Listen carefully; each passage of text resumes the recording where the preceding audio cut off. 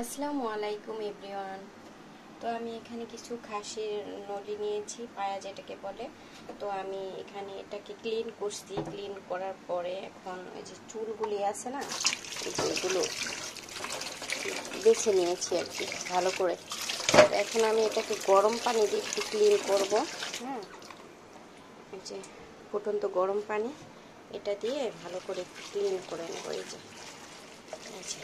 মানে কোনো জীবাণু থাকলে চলে যাবে। তো আমার গরম পানি দিয়ে ক্লিন করা হয়ে গেছে।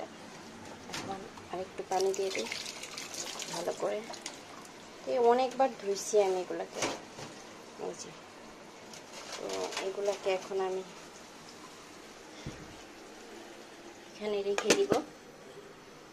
এই যে, তো এগুলোকে আমি এখন কিভাবে রান্না করি সেটাই আপনাদের সাথে শেয়ার করব।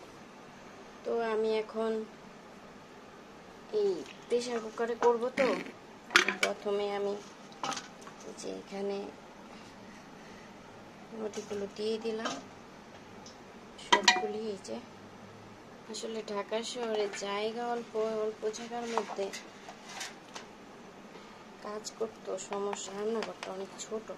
এখানে যে আমি পেঁয়াজ কেটে রেখেছিলাম, তো ফ্রোজেন করে রেখেছিলাম ডিপে। তো আমি পেঁয়াজ দিয়ে দিয়েছি। পেঁয়াজ দিয়ে এই যে এখানে আদা দিয়ে দিলাম। আদা, এই যে আদা। এখন দিয়ে দেবো একটু যে রসুন।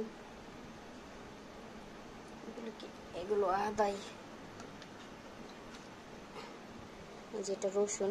এখানে আবার জিরাও আছে, বাটা একটু জিরা ছিল। রসুনটা আমি আদা আর একটু দিয়ে দেব। তারপর দিয়ে দেব মরিচের গুঁড়ো, একটু ঝাল ঝাল হলে ভালো লাগবে। তারপরে দিয়ে দিব এটা ধনিয়ার গুঁড়ো, আর দিব না। হলুদ দিব, হলুদ। তারপরে দিয়ে দিব এখানে লবণ, লবণ বেশি দিব না, লাগলে দিব। এটা খোলো বক্সটা। তারপরে দিব তেল পরিমাণ মতো। সব মশলা রেখেছি বক্সটার ভিতরে। তো এই যে আমি এখন এগুলোকে মেখে নেব। তো এখান থেকে আমি কিছু মশলা দিয়ে দেব। ধুয়ে যে দিয়ে দিলাম।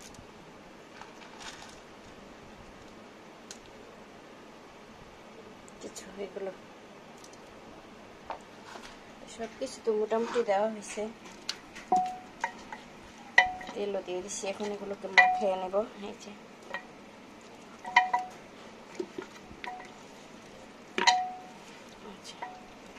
মেখে নিচ্ছি।